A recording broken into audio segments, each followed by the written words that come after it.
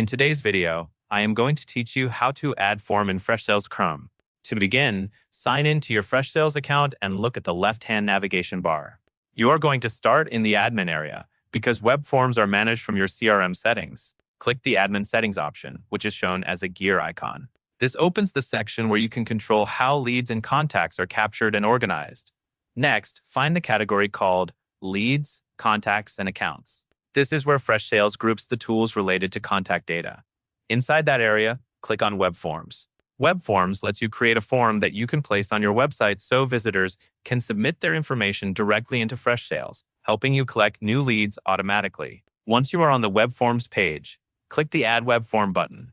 This starts the form builder where you choose what fields people will see and fill out. Now it is time to customize the form fields. Select Add Contact Fields, then choose the fields you want to include, such as name and email. As you add fields, think about the balance between collecting enough information and keeping the form quick to complete.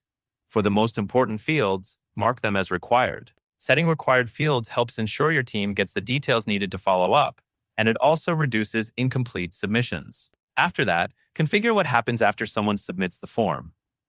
Freshsales gives you two common options. You can display a custom message, which is helpful for a simple confirmation, like letting the visitor know their submission was received, or you can send them to a redirect URL, which is useful if you want to bring them to a specific thank you page on your site. Choose the option that best matches your website flow and the experience you want to create. When you are satisfied with the layout and settings, click Save.